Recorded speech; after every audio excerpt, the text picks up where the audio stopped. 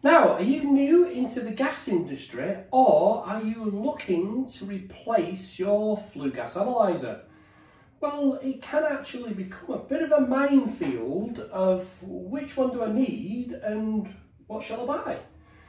Now, our most popular selling analyzer on our shop, Tomcat Plumbing and Heating Supplies.co.uk, is the TPI, and we sell the dc710 and the dc711.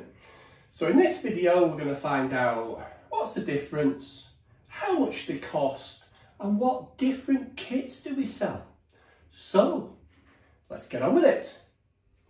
First of all, let's have a look at the dc710, which is a screenless flue gas analyzer. Now, in the dc710 we do 4 kits. Now, the first kit, TPI just call it the starter kit, and what you get is the analyzer itself, you get the charger brick and the cable, and you get this little air temperature K probe, and you can get that for £363, including the dreaded. But to make the dc710 work, you're going to require the TPI View app on your smartphone, which is available for Apple and Android, and it's absolutely free of charge.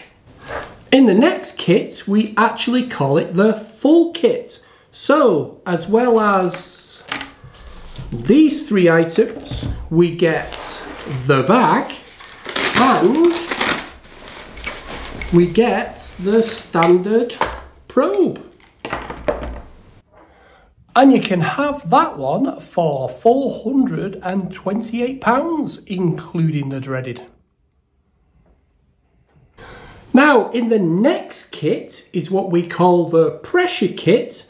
You get the analyzer, you get the charging brick, you get the air probe, you get the standard probe, you get the bag, and you get the digital manometer, because unlike the dc711 where you can do tightness testing with that unit, with the dc710 you need this, the SP620, to be able to carry out tightness testing. So that is the full kit, and you can have that for £512 plus the dreaded VAT. In the final kit we do, you get the dc710, you get the digital manometer, you get the charging brick, you get this air probe, you get the standard analysing probe, you get the bag, and you get your flow and return temperature probes.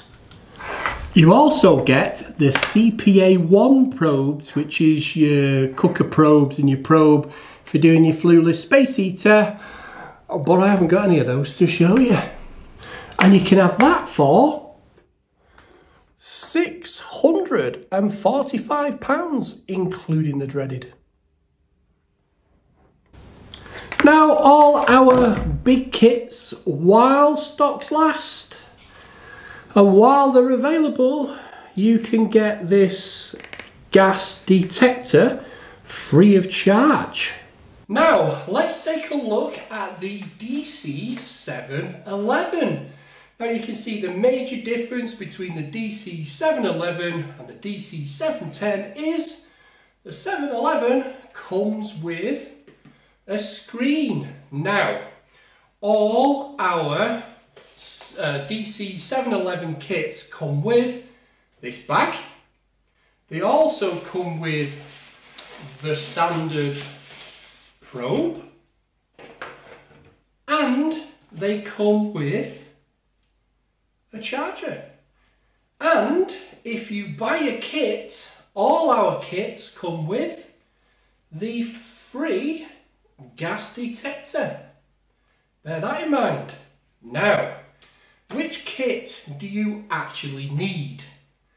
Basically, we do 4 kits. So if you want the dc711 kit, it comes with the actual analyzer, the probe, the bag, the charger. Don't forget the gas for free, but it is not Bluetoothed to your phone. So it is the cheapest one we do. So remember, the kit does not connect to your phone, and that will cost you £595. Now, if you want the dc711 kit 1, and that will cost you £745.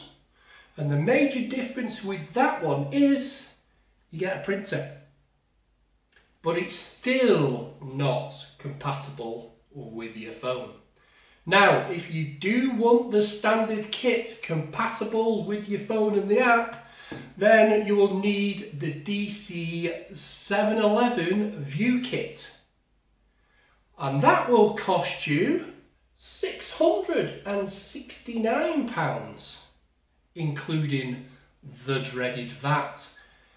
But you don't get a printer with that.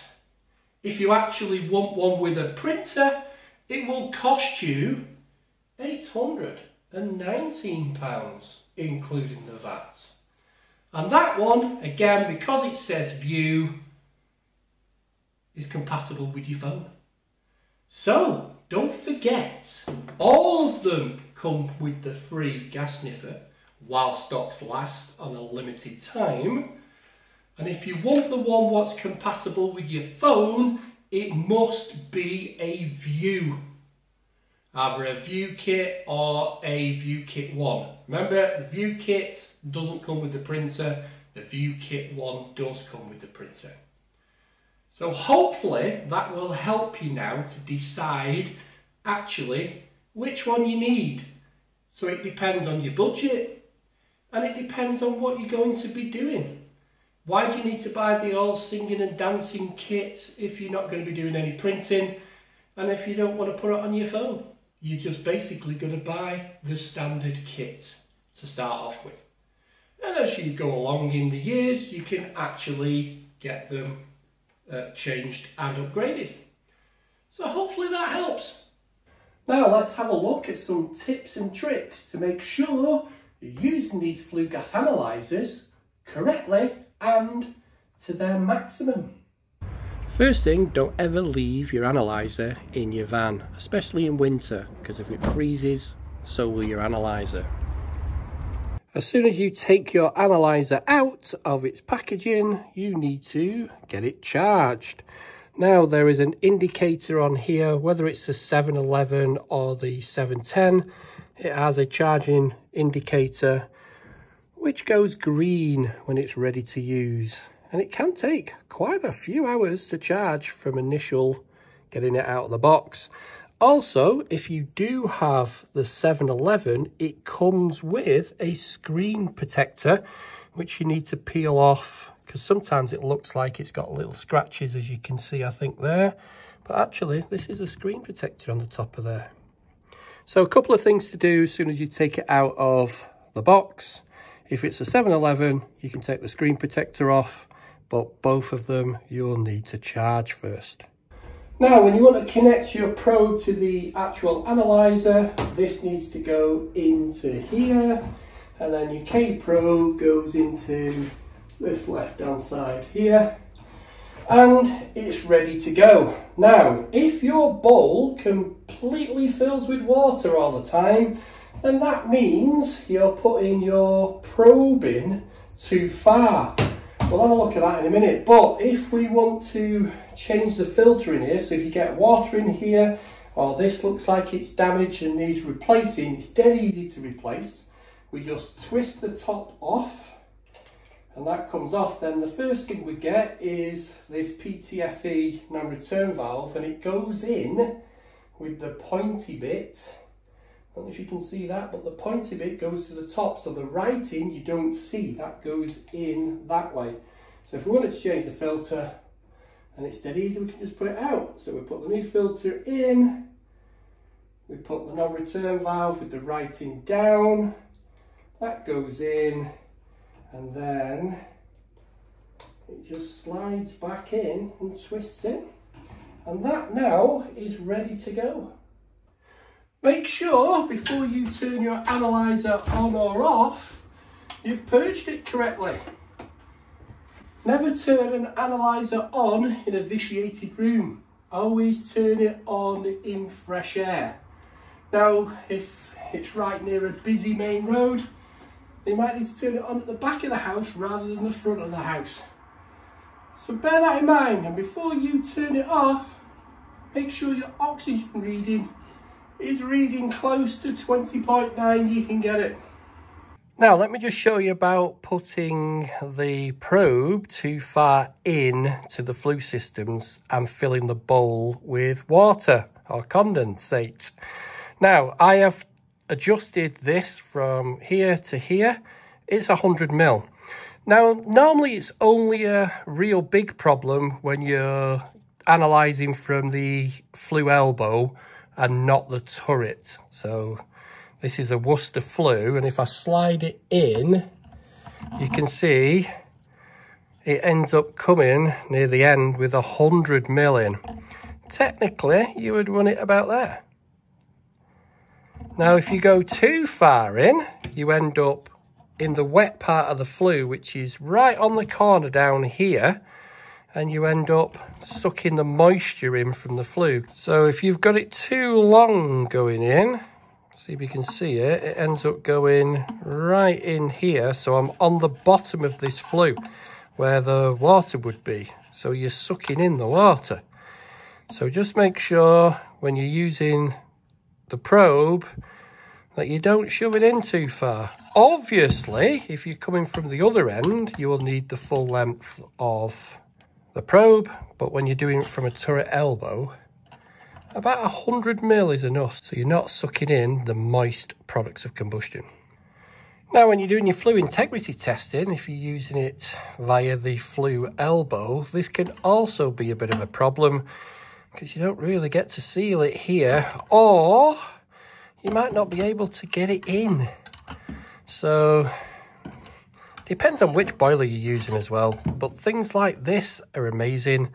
So this is the Arctic Haze right angled flue adapter.